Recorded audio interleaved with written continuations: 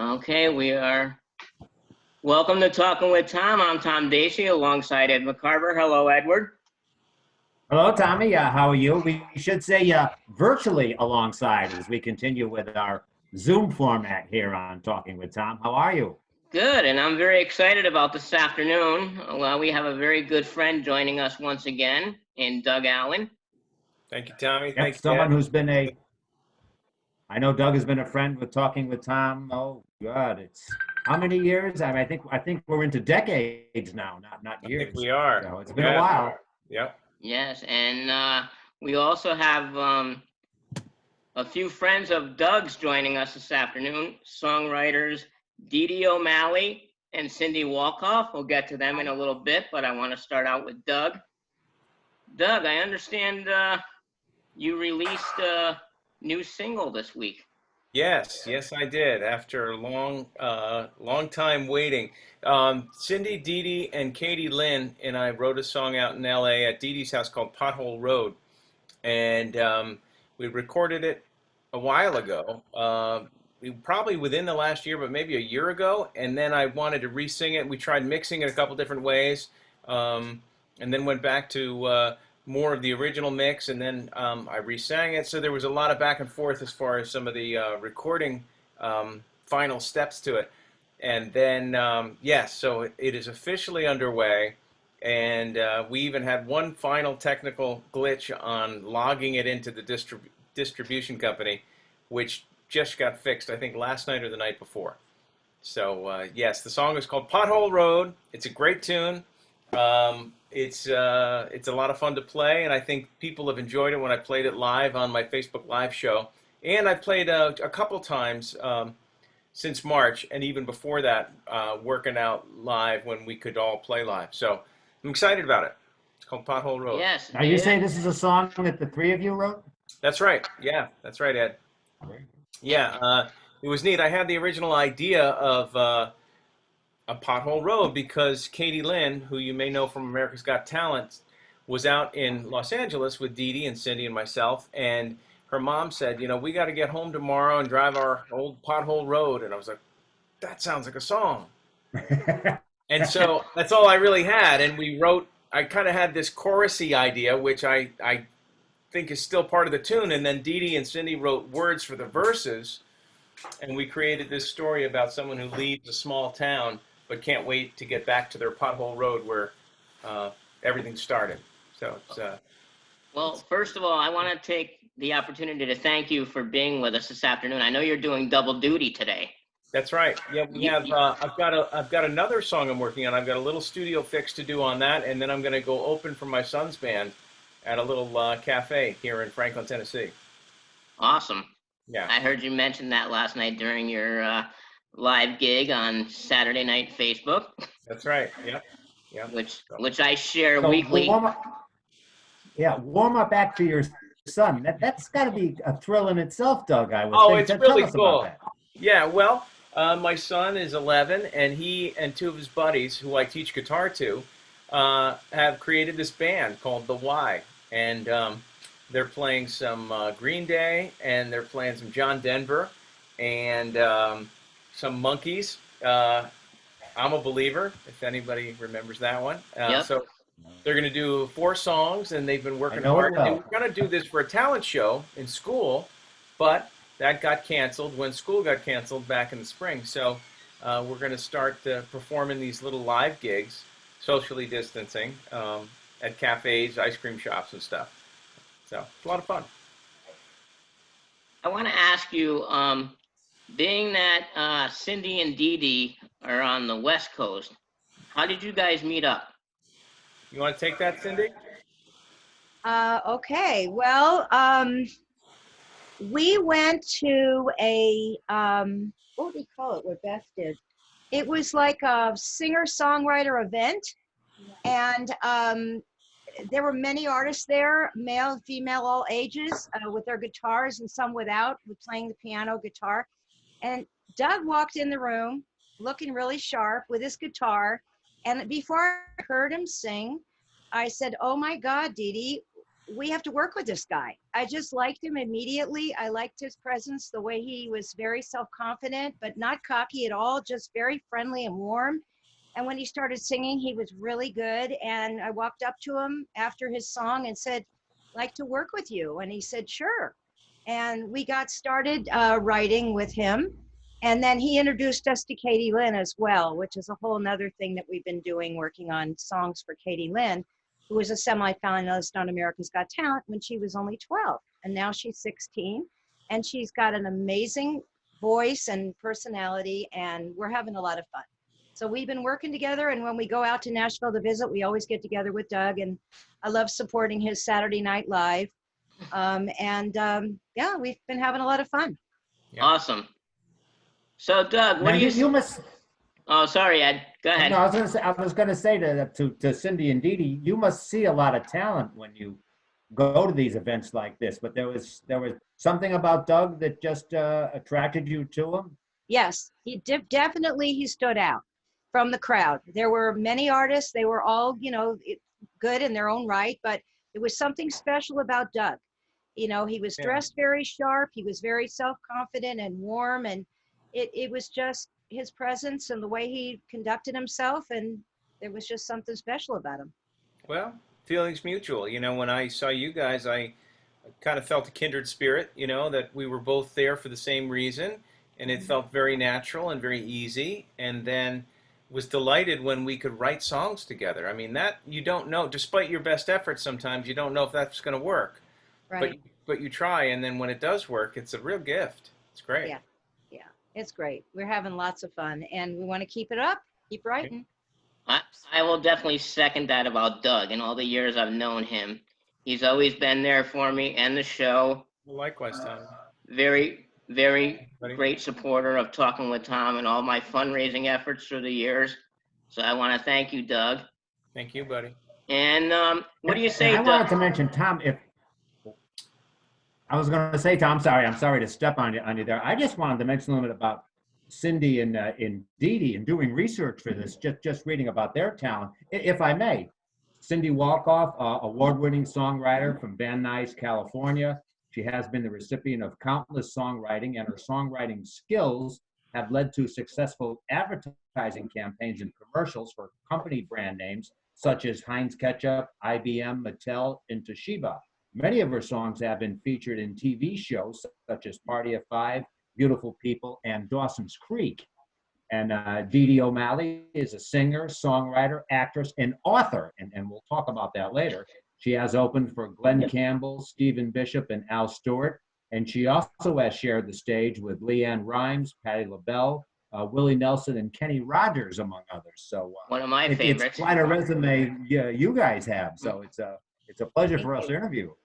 Oh, thank you. Yes, well, we have a lot of fun, and I'll get into how I got started whenever you're done with Doug is finished, and yeah, we'll go from there. So I enjoy being here. Thank you. We enjoy having you. Doug, what do you say at this time? How about a little Pothole Road? Sounds good, buddy. All right. Okay. Cool. Maybe Deedee wants to sing the chorus. That would be cool with us. I want to get over here and sing the chorus. Sure. Doug Allen, ladies and gentlemen. Yeah, so here we go, guys. This is called Pothole Road. Bye. Hey. Penelope. Sing background harmonies. I love it.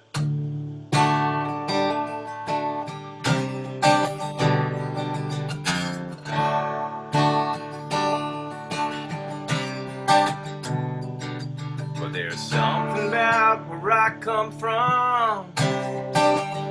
It still feels like home. 500 miles east of here, down a pothole road, yeah. And as hard as they tried to make me stay, I just had to get away, try to make it out there on my own. Now I've been away too long and I need to go, 'cause I was born there where I feel the light. And it's my home, yeah, that's where I'm gonna die.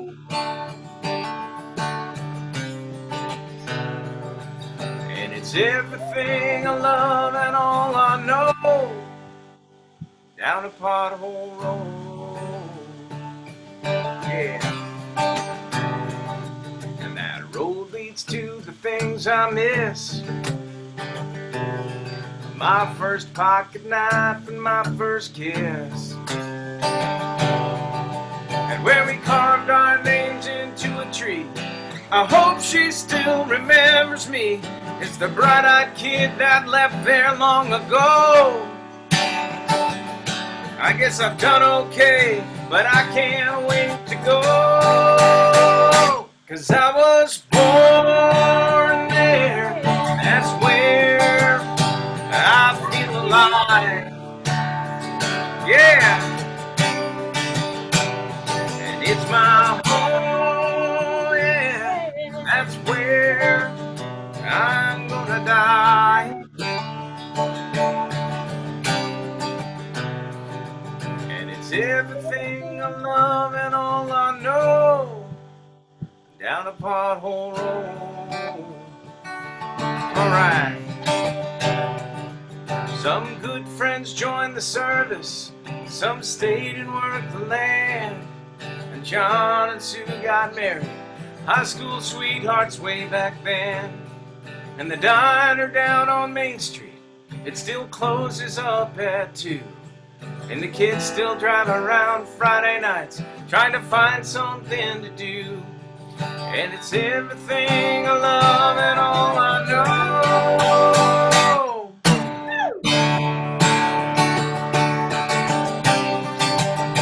Oh, all I know. And I was born there, that's where I feel alive.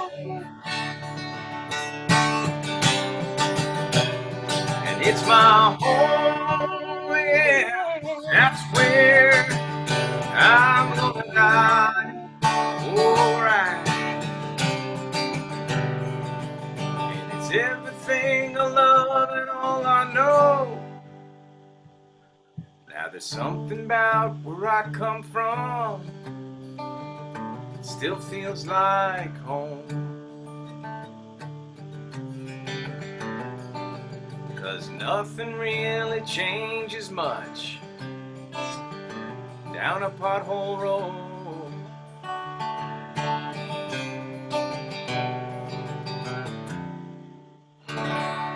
Yeah. Right. Thanks, All everybody. right. Yeah, all right. Now, Thanks, Good. how long of a process was that from start to finish to write that song and put everything together?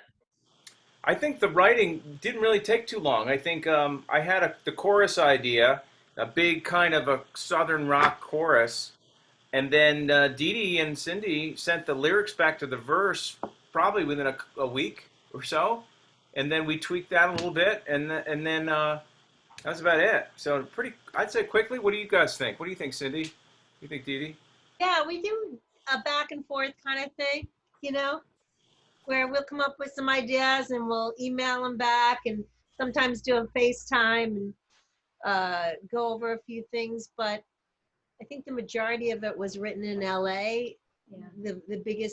The biggest heart of the song was probably written out here, and then it's just a matter of tweaking, right?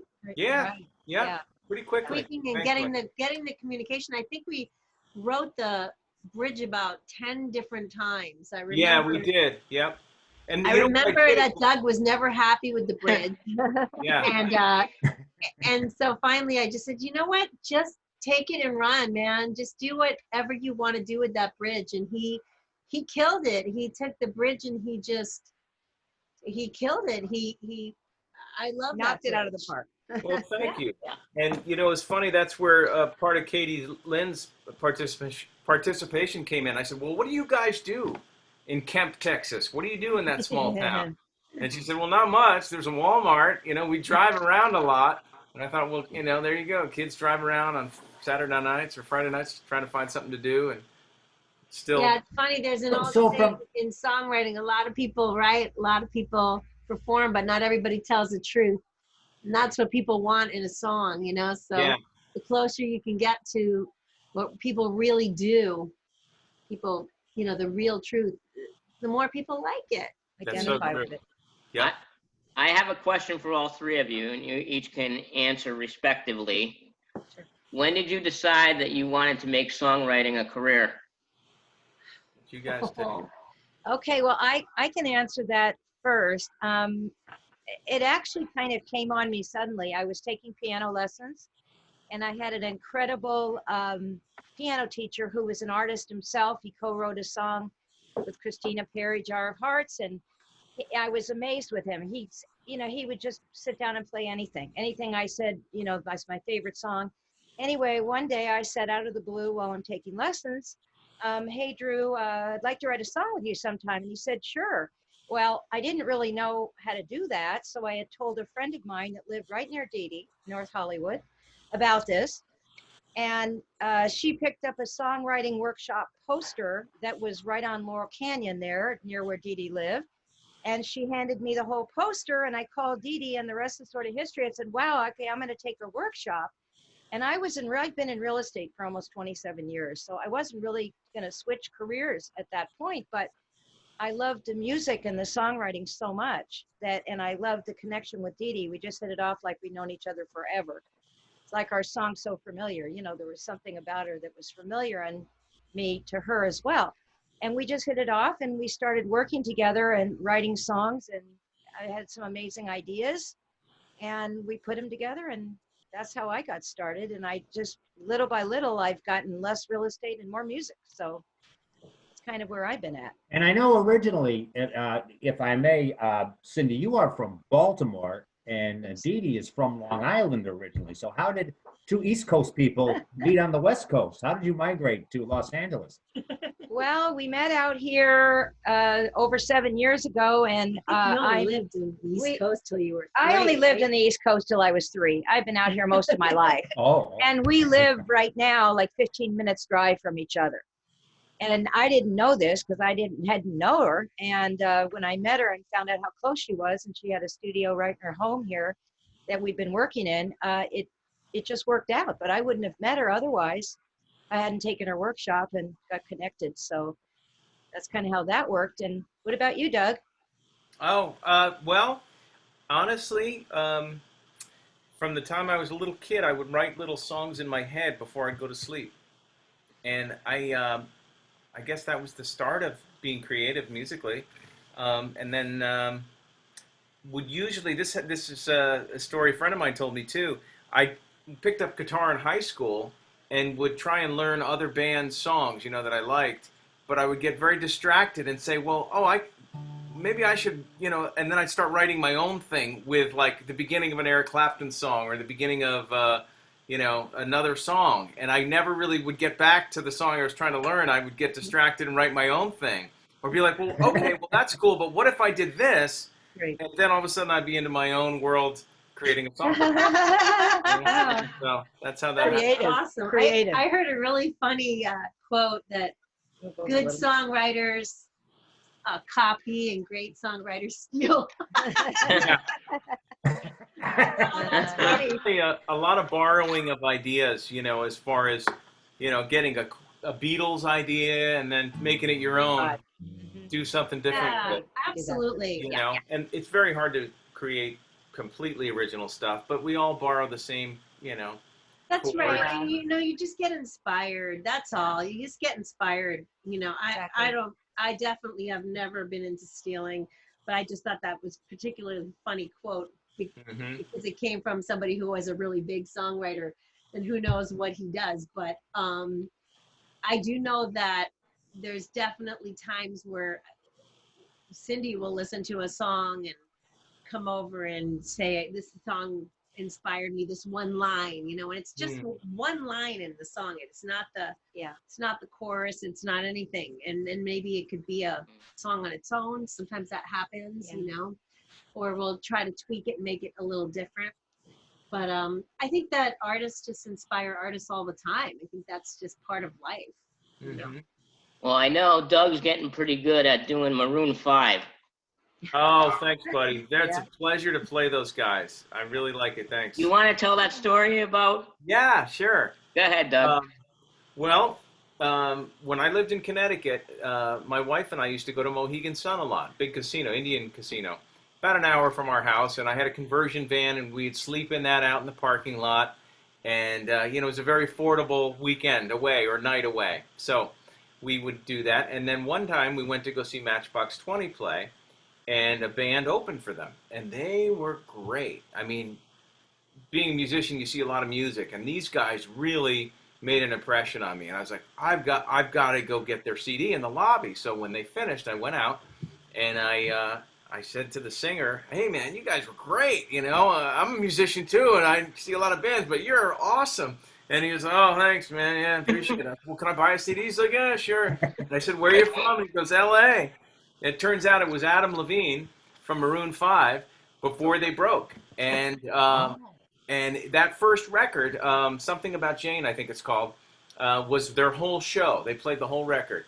And then about 6 months later, I was back out in LA, flying into Oakland, and I got in my rental car, and I turned on the radio at night, and there was that band again. I was like, "Oh, those are those guys I heard in Connecticut."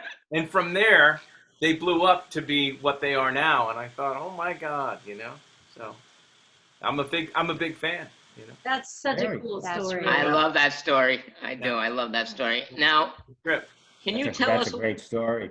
We're talking with, oh, go ahead, Tom. I was just going to say, we're talking with musician Doug Allen and songwriters Deedee O'Malley and Cindy Walkov. We're talking about the release of Pothole Road. I wanted to ask the three of you, if I may, is there a formula for writing a song? Is there a process that you go through, whether it's melody, lyrics, just walk us through the process of writing a song? We can Absolutely. do that. Deedee, I'll let you take over from there. I'm You're not- good at that. Well, as somebody who's probably taught over 3,000 people how to write songs all over the world, yeah, there's definitely a formula. And I think that it's one of those things where when you learn the rules, then you can break them, but there is definitely a playing field. And the singularly most important thing when you're writing a song is coming up with a concept for that song and putting it in like a little synopsis of maybe 2 or 3 lines. So, Story. Boy meets girl, girl is not interested, and breaks his heart. I mean, that's a stupid synopsis and very cliche, but if you can't put it in 2 or 3 lines, then you can't write a song in 3.5 minutes. Like most people have 2 hours to tell a story in a movie. We have 3.5 minutes to tell an entire story. So if you can get the whole song in 2 or 3 lines, at least the whole concept, you have a shot of being able to do it in 3.5 minutes. And then it's just a matter of figuring out, who's singing the song. What I mean by who is, when Doug sings a song, it's definitely Doug. But is Doug angry? Is he lonely? Is he happy? Is he frustrated? Is he wise? Is he teaching a lesson to his son? Is he asking for forgiveness from God? Like, what is he doing in the song, and what is he trying to communicate? Because ultimately, songwriting is communication, and it's a story, and to figure out kind of who's singing and who's listening. Where is the origination coming from, and who is the receipt point, and who's listening. And if you can figure out those 2 things, then you can tell that story. But I have a book called 10 Easy Steps to Writing a Song, and I'll put a link to it at the bottom for anybody that's interested at home in just learning how to write easily. And it's funny because I had the chance to sell that book for a ton of money. Like if I had made it 160 pages, I think Hal Leonard told me if I had made it 160 pages, they could have sold it for a lot more money. And I said, but that isn't the point. It's called 10 Easy Steps to Writing a Song. I'm not going to make the book 160 pages just to make money. You know, that's not the point. So it's the only interactive manual where you actually write 3 songs before finishing the book, and you write in the book. And you can download it and print it, and it has all kinds of exercises and stuff. But the more simple something is, the more right it is. That's my motto. So if you can break something down and make it simple, which is the name of my first album. That's the one that got voted #1 album by Music Connection magazine. The more simple something is, the more right it is, you know. So, and that goes for relationships. It goes for just about anything you learn in life. If somebody is making something very complicated, there's usually another agenda there. What's the old saying, Ed? Keep it simple, stupid. Yeah, that's Yes, the name of yes. that's the name of my I get that company. quite a bit. KISS. And let's and Deedee, while we're on the subject, let's give you a website a plug here, because that's where I got most of my research. www.deedeemusic, DEEDEE music.com. Yes, Excellent website. Thank you. And let me plug the other one while I'm at it, because I have a country duet with Mike Lusk, who's an amazing country singer, and Cindy and I and Doug, we've written songs for this country duo, and it's one of our songs that the 3 of us wrote.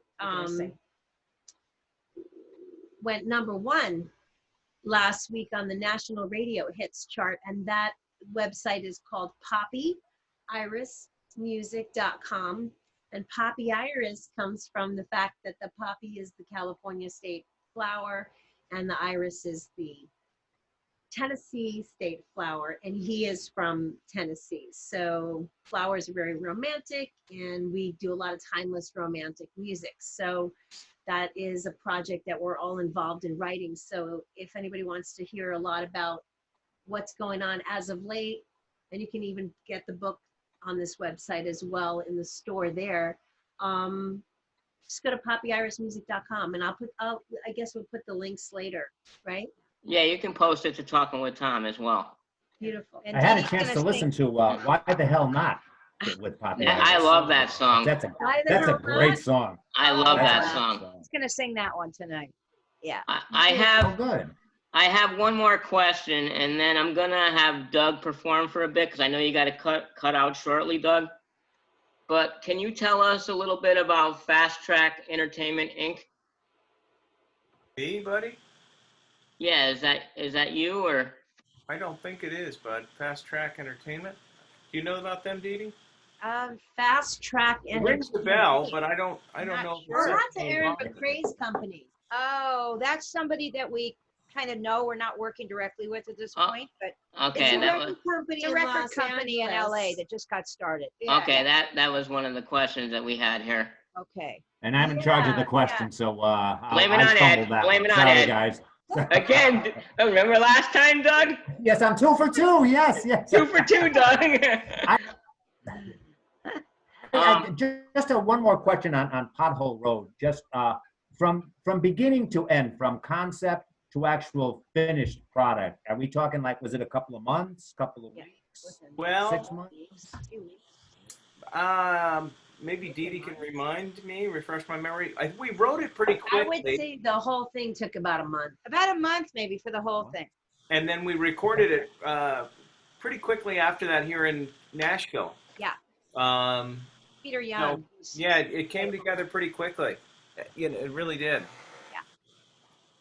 Yeah. The girls had I think a scheduled trip out here anyway, and we added it to the list of songs that they were going to record, and we did that. We did that one that day. I think we did about maybe four or five, and Katie sang a few, and Deedee sang a few, and then I sang that one. I think that's how it worked out. And Cindy was right about Doug, because Doug, you know, her instincts were right on the money with him. He's a great communicator, and that is so much of being an artist. And so when he sat down with us to write Pothole Road, it was like, okay, what is this song about? And really getting to the meat and potatoes of what the song was about. I have this saying in my workshop that I always say, when you're truly connected to what you want to say, all the barriers go away. So, you know, if you don't know what you want to say, then you're going to be going around in circles for hours, you know. So a song can take forever to write. So if you want something to go quickly, it's just a matter of communicating what it is. And Doug is great at that, and we're great at that. So that's why the songs don't take very long, because we're really good at communicating what we want to say, you know. And you get better at it. Is a month about an average, or? I'd say that's pretty good, pretty quick for actually getting a recording done too. Yeah. Because it's not always the case where you have the band and the studio time to get the song recorded. Sometimes they'll sit for a year, you know, or longer. But it just so happened we were excited about writing it. The girls were coming in to Nashville. They had the studio time. The band was lined up. So it was like, it's actually probably a little quicker than it normally happens. Yeah. I would say, and I'm not going to speak for you, Doug, but you can answer this. I would imagine that when Doug is writing a song by himself, it's probably between 2 and 3 hours, maybe with some tweaks. On a good day. On a good day, but on a good day, and then you revisit it a few times, right? But back to your point, it does really help to have a clear idea of what you want to say. Because then you can get into the pain, rain, shame, blame, all those simple rhymes, and you get off topic, and then it's not a successful song. But if you're really sitting and say, well, what first verse is going to be the meeting of the girl and the guy. Second verse, she's not interested. Third verse, they get married, they break up, she meets somebody. To that outline, you know. Yeah, So I think it does help to have that really clear in your head. Otherwise, you can. You know, sky's the limit about what you can write about and rhyme about, you know? Yeah. And I think it has to be relatable. You know, people can relate to it. That's huge. I think almost every one of our songs are like that. With real life things happening around us, you know, the people can relate to. Yeah. So, Doug, one of your songs off your Mockingbird CD, I really like. I was wondering if you could play that right now. Could you play Fathers? Thanks, Tommy. Yeah, I'd love to. And if we have a second, maybe before I go, we could play I Stand, which is another Absolutely. I love that one too. I really love that song. I shared that video on Talking with Tom, by the way. Thank you, Tom. Thank you. That was a song that came together very quickly. But we'll talk about that in a second. Let me call it up here, Tom. This is a song called Fathers that I wrote for my kids. When I first moved to Nashville, I had no work at all, money-making work at all. And so I traveled a lot and played a lot of gigs out of town. And I was not home very much. And I was kind of sad about it. And I was up in Connecticut, sleeping on the floor at a friend's house in a mattress. But it was cold. It was February. If you can picture the Northeast, well, you guys are there. Yep. You know what it's like. Well. Yeah. All too well. When you're in February, you know, spring is still pretty far away, you know. So let me see. So I'm gonna tune this up. So I was missing my kids, and I was feeling like maybe I'm not doing the right thing by not being home. Maybe I should be home. Maybe I should get a job at Home Depot and not be traveling, you know. So then I wrote this idea, and I wanted it. And I think the recording, the guys we worked with captured it. I wanted it to sound a little Rolling Stones and a little bit Sheryl Crow, if you know her sound. Some of her very kind of country and western from like the 70s with the vibrato on the guitar, kind of an older, simpler sound. So anyway, this is called Fathers. If I can remember, let's see.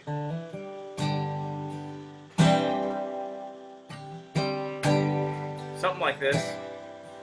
When I'm traveling on the road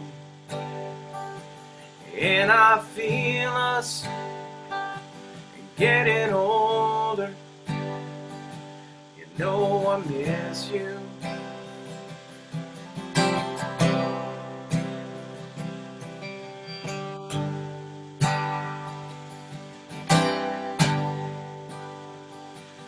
before you go to sleep tonight.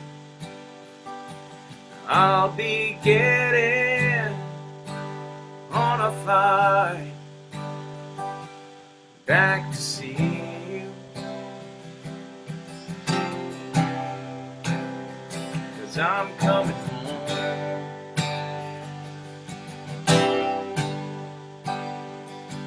And only time will tell what all fathers have felt. Should I've been around more?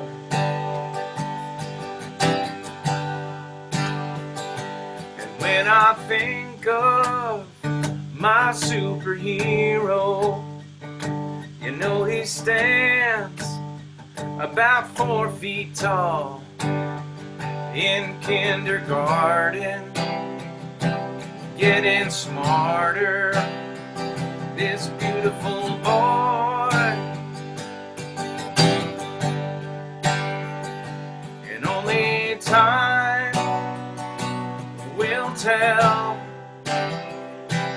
what all fathers have felt. Should I've been around more?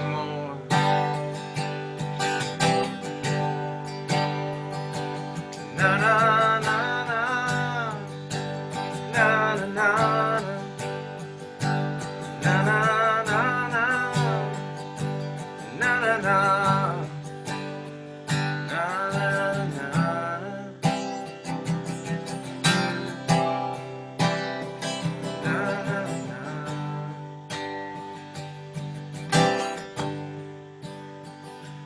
When I think of a pretty princess, I think of Daddy's little girl on my shoulders. In the moment, the center of my world, and only time will tell what all fathers have felt, and only time will show when I finally get home. Should I have been around more?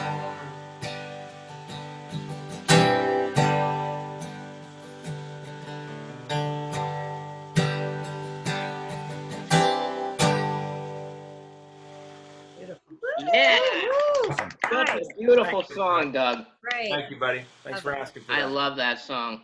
Thank you, Tommy. Appreciate it. And now you were talking about the song "I Stand." Yeah, Was that a collaborative effort as well? it was. I was staying at Deedee's one, I think it was probably wintry too, but warm in LA.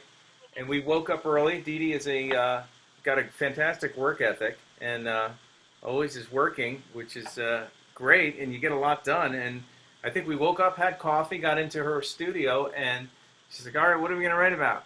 And I was like, "Oh my God." And then she'd show me a video that made an impression on her, which was about "I Stand," I think. Right, Deedee? Wasn't that That's about right. it? Terrence, I forgot his last name, but he was on the news Yes. during the whole movement, and talking about, how awful it was not to stand for the national anthem. And they had these T-shirts that said "I Stand," and Cindy and I were like, "Oh, we got to get those T-shirts. We got to support these guys. Let's write them a campaign song." And whether they use it or not, it's definitely a message that the world needs to know now. Absolutely. Yep. Yeah. Yep. And she showed me the video, and I was like, "Wow!" And then she said, "Well, what do you think?" And I said, "Well, what about something like, yeah. Let's see, what did I do? Oh, that was it." And then just came up with this thing, And I don't know why, but and then we stuck with it. So she said, well, yeah, let's write with that. So that's what we did, and this is the song I Stand.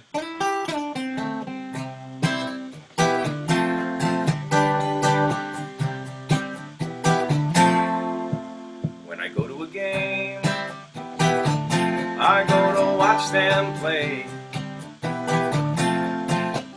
I want to get away from the politics, the activists clouding up my day. I love singing along to our nation's song. Without our unsung heroes, our liberty and freedoms would be gone. For every single sacrifice they made, for everyone in the USA, I stand for the greatest land, for our country's flag, for the moms and dads who gave it all. Stand, every child and man, every football fan, an American so proud and tall. Stand, I stand. When I see the awards, I want to hear their speech. I'll go to church on Sunday if I really want to hear somebody preach. We'd never know where on earth we'd be, so I take my hat off so proudly, and I stand for the greatest land, for our country's flag, for the moms and dads who gave it all. I stand, every child and man, every football fan, an American so proud and tall. Stand, I stand. Red, white, and blue, we honor you.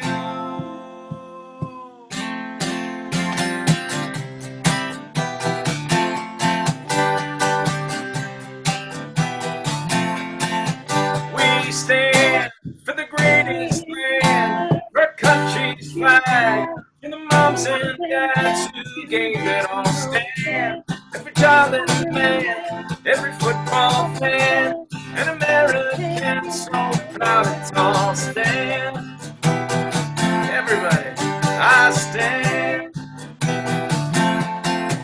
I stand. Oh, Yeah. my, that was great. Awesome, Doug. Thank That you, was Ed. awesome. Thank you, buddy. That's a fun song to play. I really enjoyed it. Awesome. It's really Now- Deedee, I liked you in the background. I saw you singing Yeah, along nice to harmony. That was awesome. Nice accompaniment, Deedee. Yep. Great job.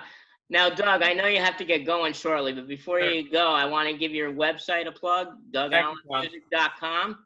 That's right. And Thank you, buddy. also, I know your store is up and running. You want Yes, to it is. a little Yes, bit? thank you very much, bud. Yep, there's some different things you can get on the store, hats and koozies and T-shirts and stickers and all sorts of stuff. I know my merchandise is on its way. That's right. Eventually, yeah. Sorry about that. Not a problem. Delay on that, but yeah. Not a problem. And good luck tonight in your warm-up act. And let's Thank you, give buddy. that main band a plug one more time. The Yeah, Y. well, yeah, I'm opening for the Y at the Front Street Cafe, and there's a group of youngsters that are sure to do well. That's going to be at 6 o'clock tonight. So That's amazing. That's great. Have fun. appreciate it. We want to Oh, thank you. We want to thank you once again, Doug. Sorry for the technical difficulty at the Oh, that's beginning. okay, buddy. I'm glad it all worked out. And thank you, Deedee and Cindy. And Sure. Knock 'em Dead. Thank Got some you. good Thank you, songwriters. Knock 'em stories to Dead. tell. Yeah, you do too. Yeah, Dee Dee's going to be singing Ain't No Secret. We wrote Oh, that that's together, great. all of us. That's awesome. Anything else you want to add quickly, Doug, before we let you go? Nothing I can think of. Just thank you both, Tommy and Ed, for having us on the show. It's always a pleasure. And look forward to watching your segment when it gets aired. And don't forget about the Saturday night live gig. Yeah, That's right. awesome. Thank you, Tommy. That's been a lot of fun, and thank you for doing that. I do a Saturday Night Live Facebook Live gig. It's 7 o'clock Eastern time, but we've had people join us from around the world, which has been great. England and all over the country, and so we do what we just did here today, but for a little bit longer time. So Thank you, Doug, and we'll Very talk nice. to you again soon. Great. Thanks, guys. Thanks, Say Ed. hello to Thank your you, Doug. family. Good luck tonight. Thanks, Ed. All right. Yeah. See you guys. Have a good See you, day. Doug. Bye-bye. Bye. Deedee will be right back in. She's getting her guitar. Cool. Okay. Thanks, She's got guys. a Have couple good of one. songs she's gonna do. Ain't No Secret and Why the Hell Not. They're both the Why the Hell Not will be on the radio very shortly, but Ain't No Secret's been #1 and it's been doing really well in the charts. And- I've seen the video for Why the Hell Not. I love it. Yeah, the Why the Hell Not video we actually filmed it at Venice Beach here in California. Gorgeous day. We had so much fun doing it. It was a combination of people we brought as actors and actresses and people we met there that were in the video. So it's And a lot- Mike Lusk, her partner in Mike Lusk, yeah, He's he's a good- coming a out good actually talent. Thursday. He'll be out here next weekend, and we're going to be shooting another video out in Oxnard on gondolas actually that we're going to rent. So Oh, that's gonna nice. be, look Oh, for that. nice. That's going to be a lot of fun. Yeah. Yeah, that's going to be a brand new song that hasn't been released yet. So Is there anything else, Cindy, that Ed missed in your intro when he was talking about you? Is there anything that he missed? Gee, I don't think so. I mean, I've always loved music and I've always loved creativity and words. And I love creative writing when I was growing up. English was my favorite subject. So I'm very picky with words when we write, that something be, either spelled correctly, pronounced correctly, whatever it is. A wordsmith, she calls me. So Yeah. I love creativity and words, and I've always loved music, all kinds of music. Now, So- Ed mentioned some of the commercials that you've done. Is there anything that we might recognize if we've heard it? Some of those songs I've written with Deedee, and she would know more about that. She's back now, so she can answer the questions. All right, here's Deedee. The commercials were actually commercials that I sung when I was in New York. I started as a demo singer, singing songs like Heinz Ketchup and Avis Rent-A-Car, Toshiba Stereo Equipment, IBM, sang for the Olympics, gold, go for the gold. Oh, wow. So there are probably jingles that when we hear them, we'll go, oh, yes, I do remember that song, Right. that sort of thing. Yeah, there you go. Yeah, That's exactly. gotta be a nice. Yeah, Neil Buick. I sang one of the Buick commercials. A lot of commercials, and I got hired because I could learn a song in 10 minutes and sing it like I had known it for 10 years. So that, when you're getting paid by the hour to do something, they want to make sure you can knock it out of the park in an hour. Mhm. Now, Deedee, you wrote your first song at the age of 13. How was that experience at that young age? Oh, it's funny. Well, I took a guitar lesson, and my guitar teacher, Karen Dufour, was just this incredible guitar player, and she was actually she had cancer, and I remember going to her, and she had a wig on. She had such a pretty face, and she had a wig on, and she was going through cancer treatment, and she was the most incredible guitar player, but she would write these songs, and I said, you wrote that? And she said, oh yeah. I said, I want to write songs. And she said, okay, well, your assignment is to write a song and bring it to me next week. And I said, how do I do that? She said, just do it. Gave me absolutely no lessons on how to write a song at all. So I had no idea what I was doing. So I literally took a poem and I wrote some music to this poem, and I think it was horrible. It was like, roses are blue, violets are red. You can see I have a mixed up head. It was like really bad, really silly, Anyway, the next song that I wrote was actually good. And then the week after that, I wrote another one, and I was just going by the seat of my pants, not having any real technical idea of what was going on. And then as the years went on, I started reading more about it, and then I minored in music at Hofstra University in New York, and I learned a lot more about piano and music theory, but yeah, my first song, the best song that I wrote was a song that my mother to this day loves, and I have it on cassette somewhere, but I don't even remember it. But man, she loved that song. But there's a song, you know, sometimes they say the secret is in the rewrite, you know, like great songs aren't written, they're rewritten. Yep. So one of my favorite songs was called So Familiar, and it was a song that I wrote when I was 21 in college about two people that felt like they had known each other before. And it was a very haunting melody and very beautiful, and I sang it all the time for my friends. And there was something about it that I felt like the communication was definitely universal, because I feel like a lot of people, you know, feel like they've known somebody for a long time when they've met them. So I brought it to Cindy and Mike, my duet partner for Poppy Iris, and we talked about the concept when he was out here, and we wrote that song. We rewrote the whole song, and I love it so much. And it says exactly the same thing, but it's a little bit more now in terms of arrangement, production, and it's a duet, which is great. So the guy feels the same way that the girl feels, like they've just sort of clicked, you know. And so when Mike was out here, we did a great music video at a friend's house, just playing guitar in the backyard, and we sang the song, and it's wonderful. I guess I could play it. You want to hear it? Yeah. You're gonna Sure. play it, so. All right. Play it. All right. Here we go. Okay, here we go. I did not, it's a great idea, plan on playing this today, but what the hey? What the? I don't know. All right. Here we go. Okay. So goes. You brush past me, and I swear I felt your touch before. Something so familiar, feelings crashing hard, emotions we could not ignore. Something so familiar, I could already taste your kiss way before our lips met. A mystery between us I can't resist, a history impossible to forget. Something about us is so, so familiar, like there's history between us, and I've known you all my life.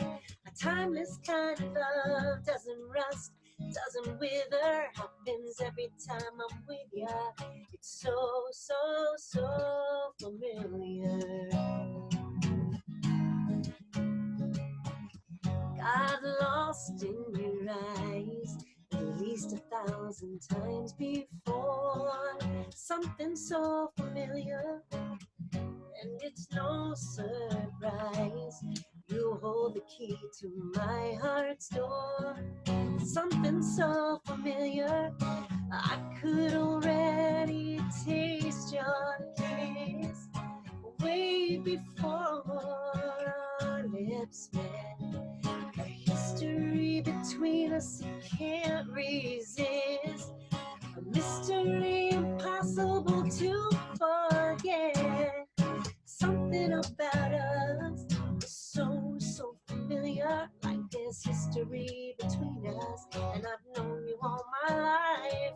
A timeless kind of love doesn't rust, doesn't wither, happens every time I'm with ya.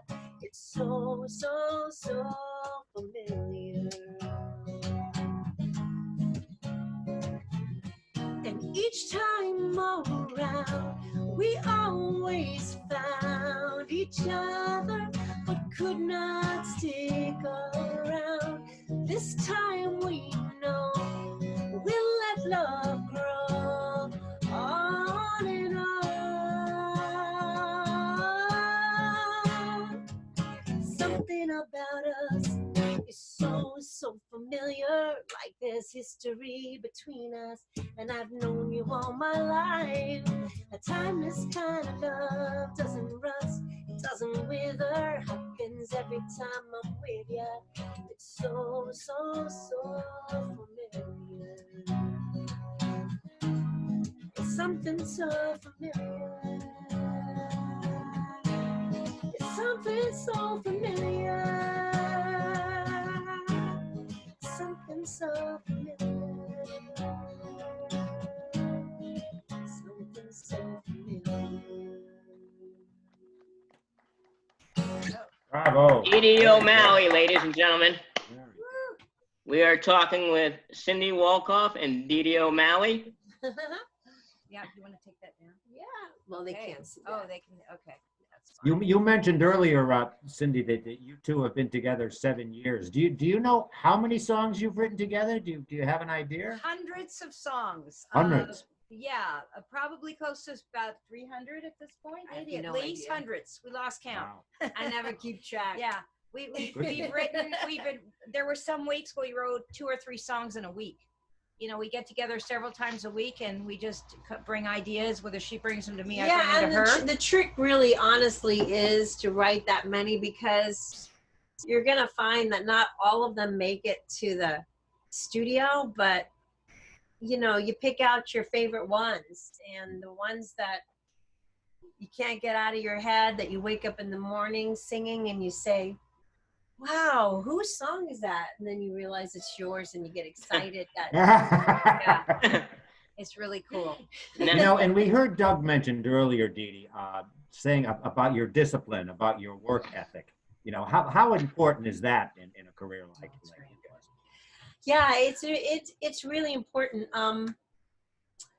You know, I think creativity, especially during everything that's been going on in the world, is the key to getting out of what's going on. I think that art is always going to lead the culture out of any mess, and the desire for creativity and music and art is always going to lead the way for the culture to rise. And I think the artist is one of the most important keys to getting a culture and uplifting a culture, you know. So it was super important, especially during the last 3 or 4 months, to just kind of tune out what was going on, not be aware of it, not educate people on what was going on, but to not get so overwhelmed,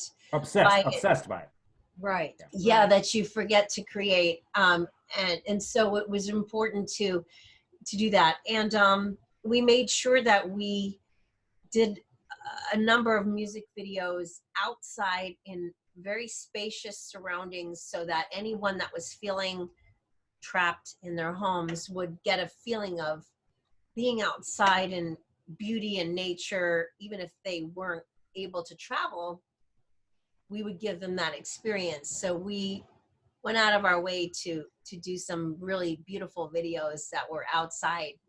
You know, I think I'd like to say something as well about that, to piggyback off what Deedee said, is that what's really helps and is very motivating is when the comments that the fans make, and how it makes a difference in their lives. You know, it's uplifting them. There's one gal that said that she listens to the music every day and it makes her feel so happy and uplifted. I'm making a difference in a friend of mine who's in a senior home. She's locked up in like her own room. She goes out to take a walk and that's about it. And I got her a CD player with some of our music, and it makes a difference in her whole life. It makes her definitely. so happy. Nice. And, you know, so I think you get beyond yourself and you make a difference in other people's lives, and even throughout the world with what's going on today, you know, especially in the radio and the Zoom live and Facebook live. You don't know who's listening all over the world, not even just locally in our country. Yep. And it's exciting. It's very motivating. So that helps a lot. Now, who were your musical influences growing up? Wow. I like a variety. I've always loved John Denver, and you know, it's interesting because one of the connections to John Denver that we're actually working with, Chris Knoll, who was John Denver's keyboard player 25 years. And we connected with him since we've been writing music, but I've always loved John Denver music, and I have some of his CDs and just a variety of artists. I don't know that I have one favorite. I've got many of them. I love in the country world, I love Keith Urban. There's certain people that I love, whether they're older, you know, Loretta Lynn, who Mike Lusk was working with for 20 years plus, a lot of her career and his career. So it's just been a variety. I like all kinds of music. I probably like classical a little less, but I love rock and country and alternative and, you know, a variety. Deedee? What about you, Deedee?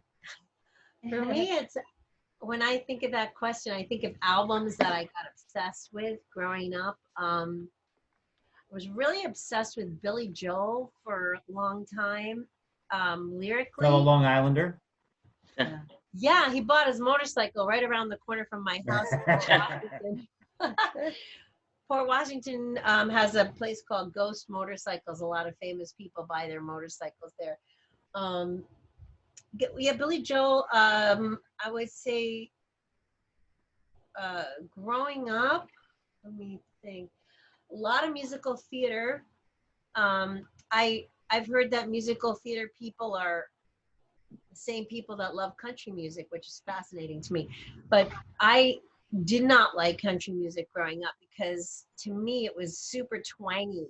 So I fell in love with James Taylor, fell in love with Carole King, Carly Simon, people like that, Dan Fogelberg.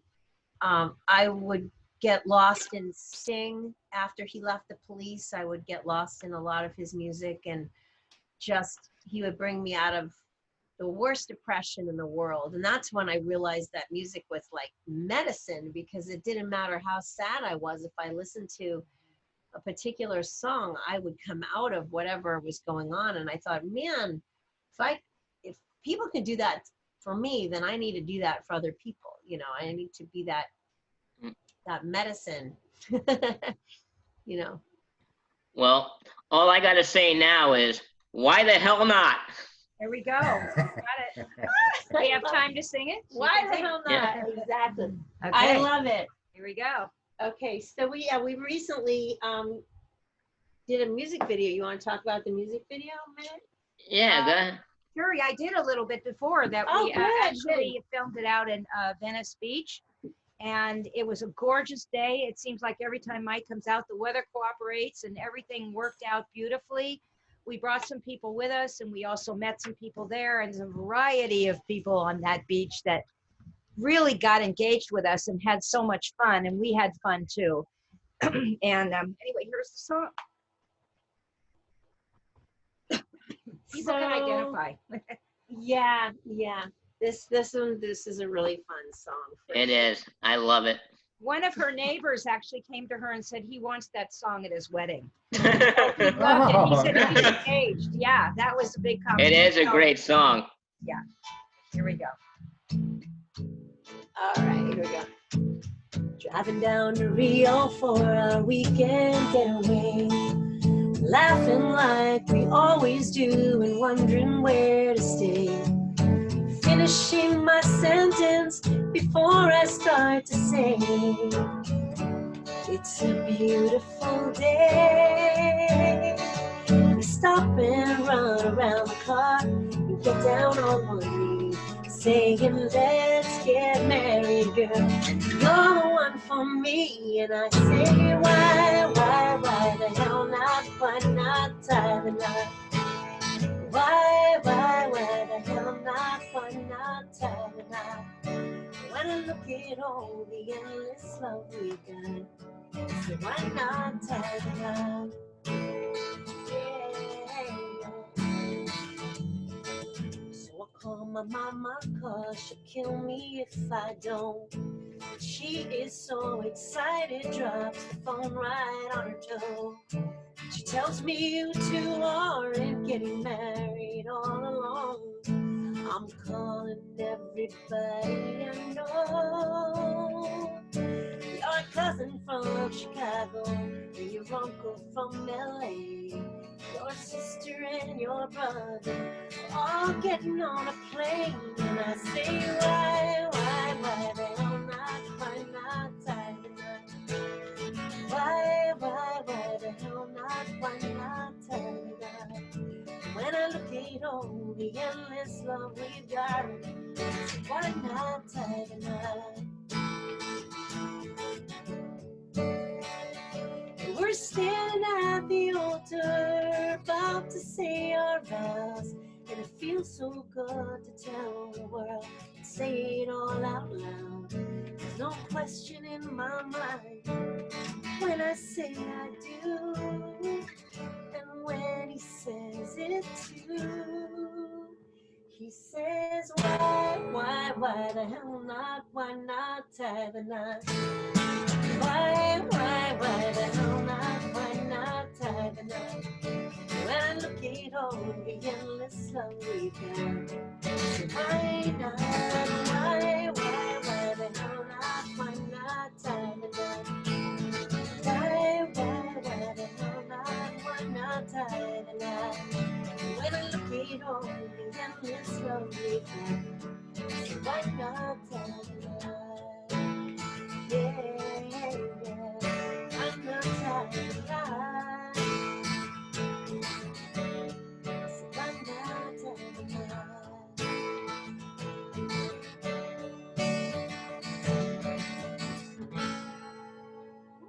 Yeah. Bravo. Now, Deedee, how long did that take to put together? Oh, not long. I think maybe 3 hours.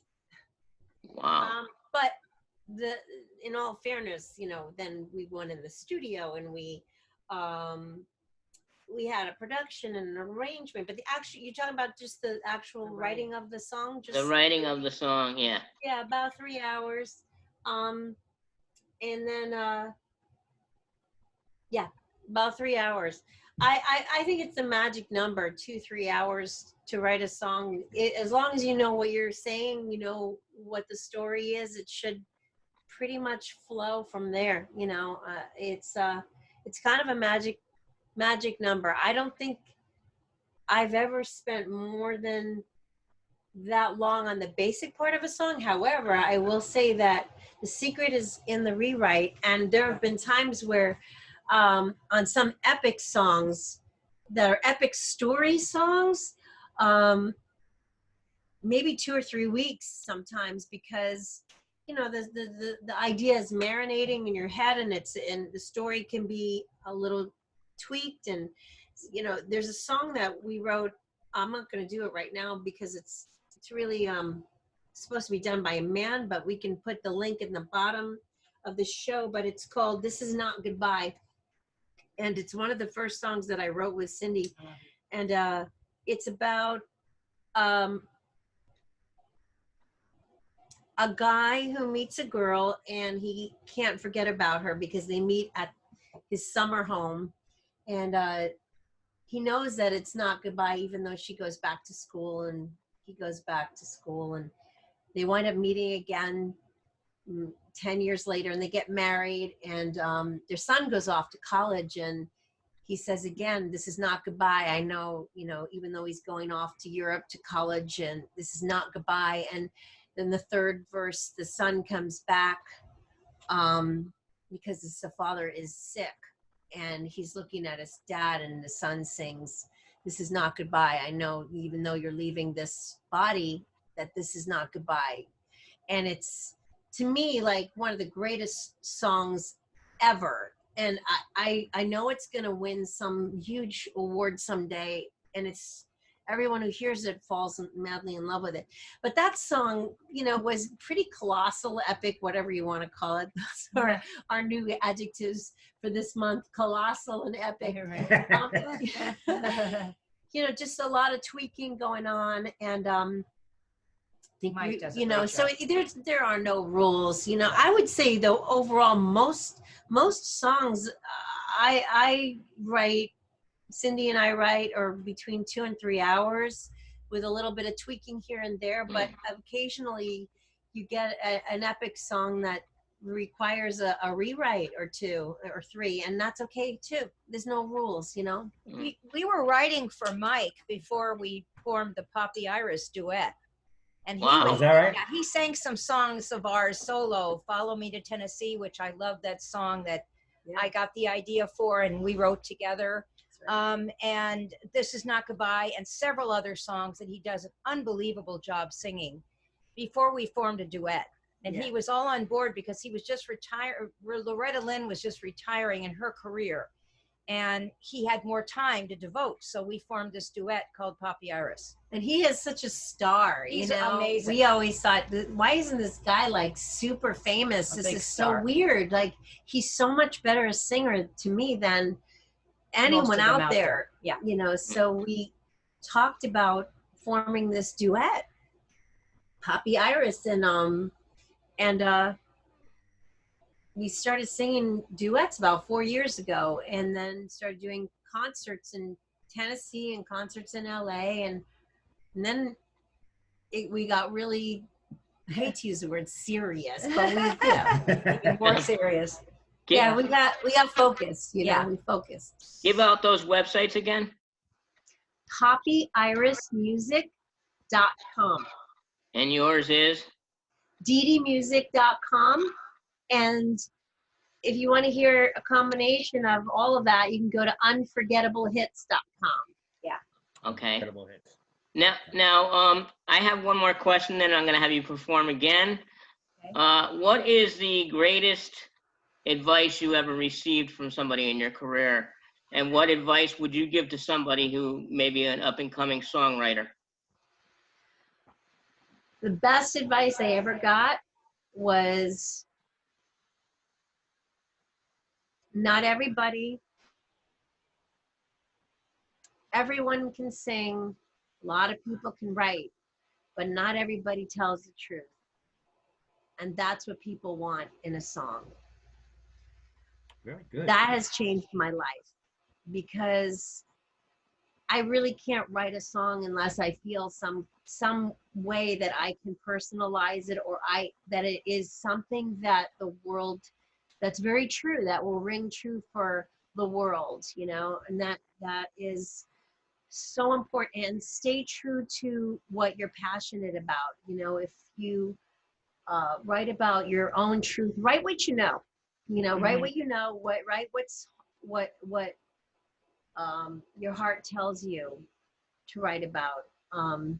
That's really, really probably had the biggest effect on me of anything. And never stop, and don't listen to any negative people around you. If they're telling you to get a real job, just cut them loose, cut them loose, and continue being an artist. Because one of my favorite quotes is by a philosopher. His name is L. Ron Hubbard, and he said, "A culture is only as great as its dreams, and its dreams are dreamed by artists." So if you want to improve the culture, just create, make the art, help the artist. The artist is kind of the vanguard of the culture, and the vanguard is the point of the arrow.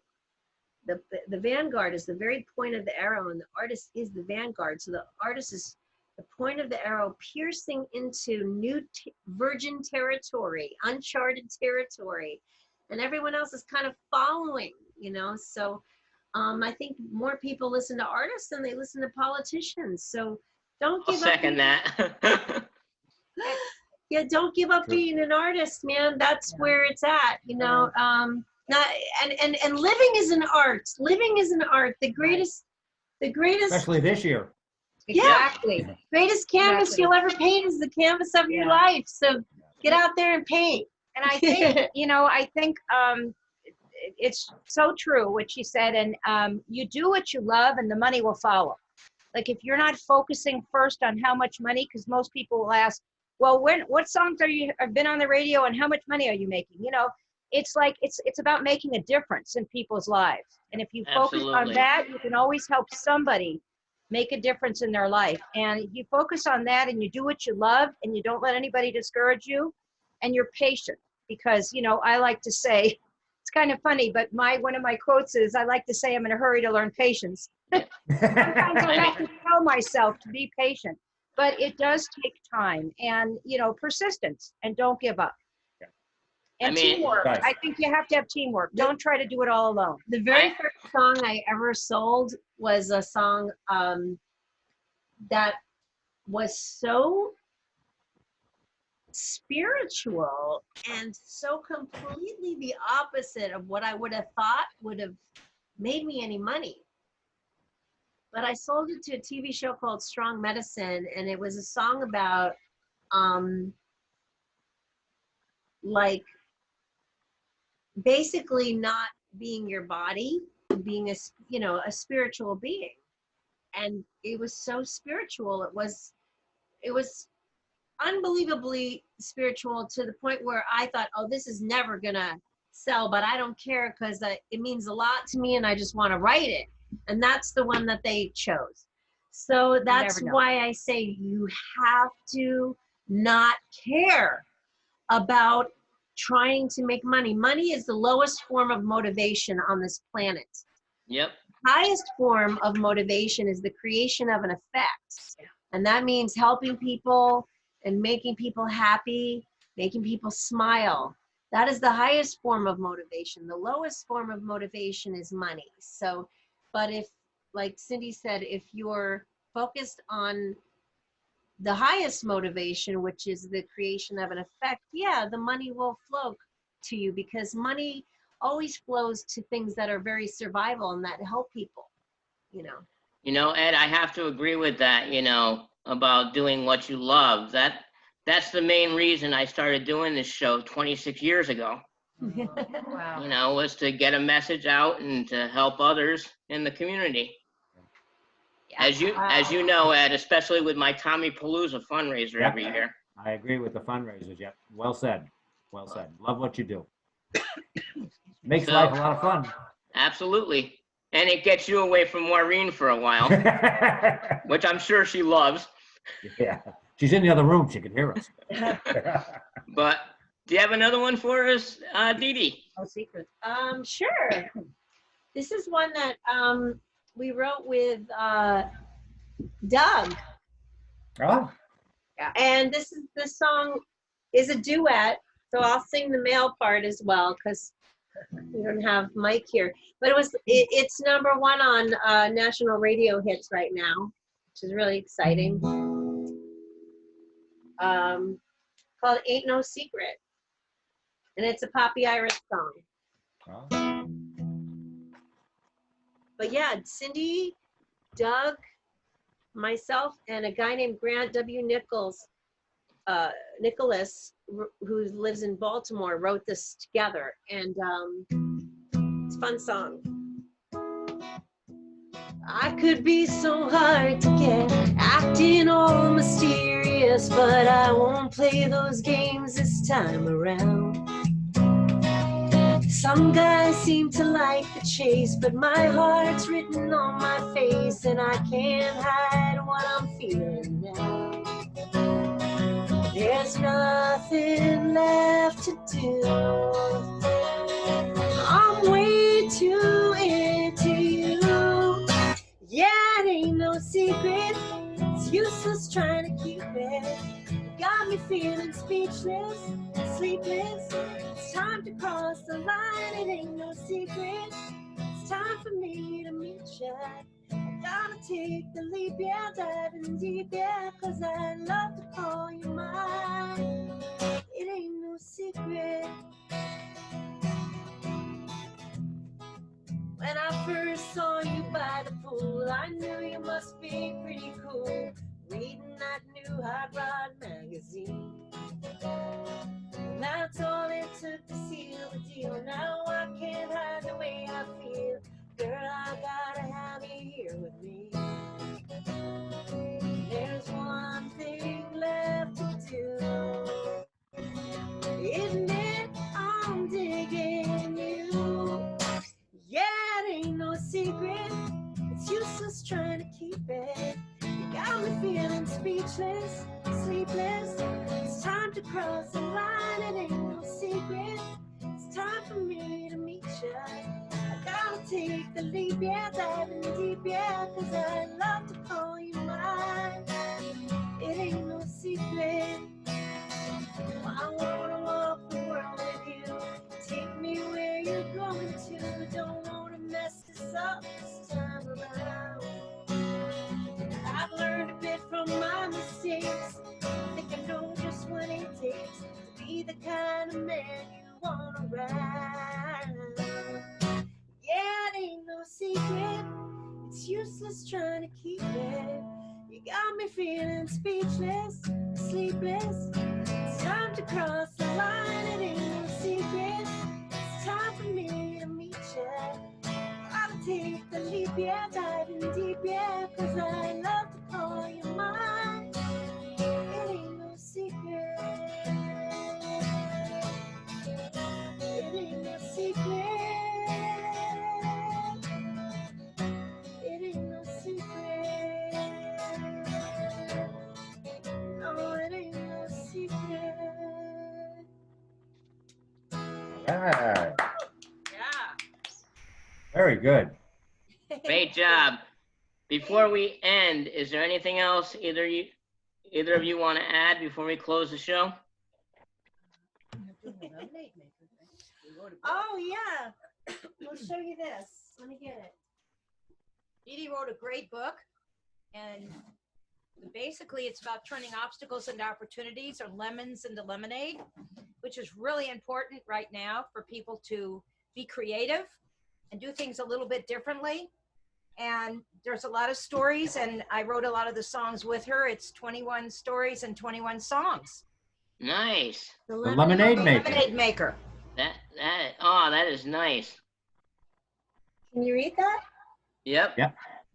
Yeah, basically, yeah, it's a lot of times in the music industry where really seemingly quote unquote horrible things happen that I was able to turn into magnificent opportunities. And it seemed to be a theme in a lot of my songs was that. So I started the book 7 years ago, and then Cindy and I wrote a bunch of songs for the book as well that are about also turning obstacles into opportunities. And I think that's so much a part of life, you know, it really just is.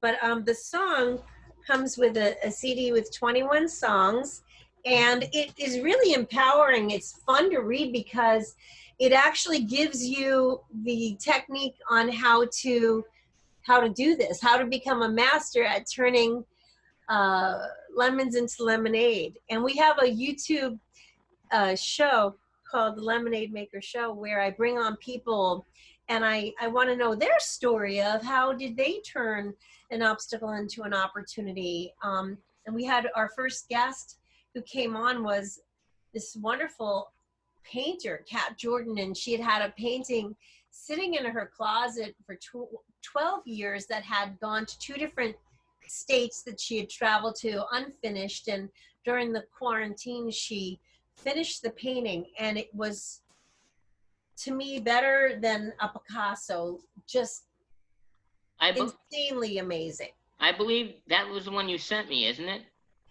Yeah, I sent you that Yeah. show. Yeah, and you liked it. Yeah. So feel free if you want to share that in with talking with Tom as well. Go right ahead. Absolutely.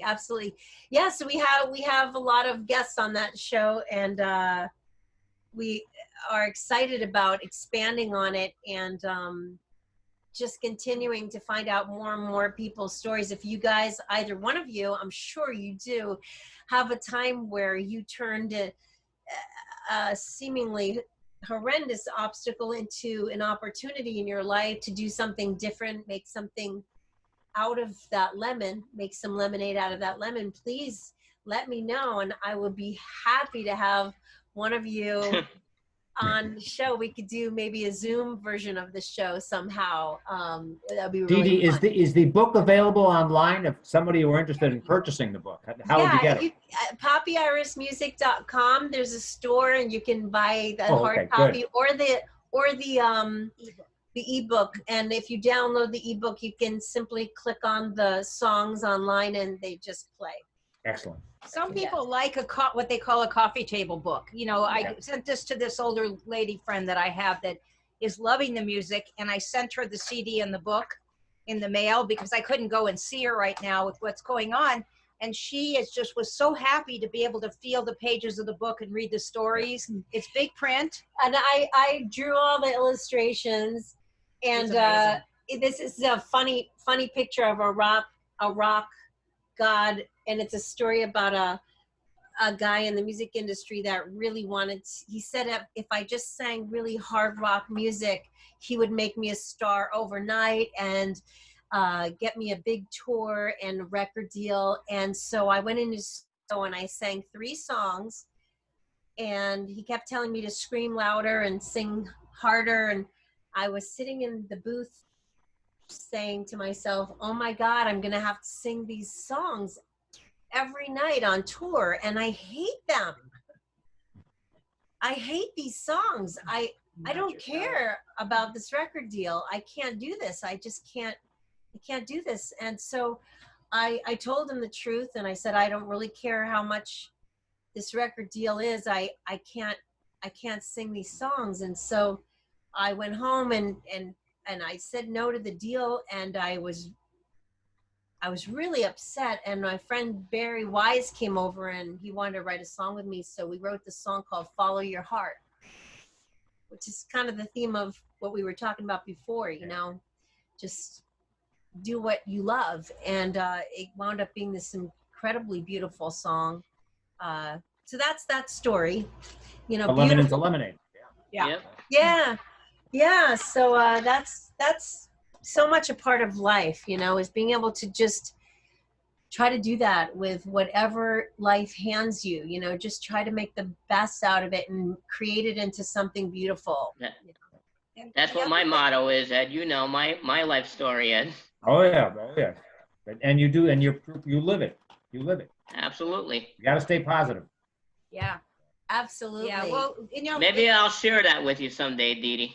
that would be would great. you please? We I would love it. Love Yeah. that so much. That would be amazing. That would be great.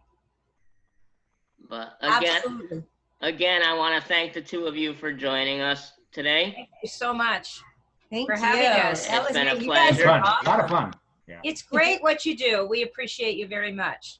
Thank you, and share anything you'd like with Talking with Tom. Post any links you want. Go right ahead. Awesome. That'd be great. Awesome. Thank you. You got We will it. do that. Thank you Eh. so much for having us. Take care.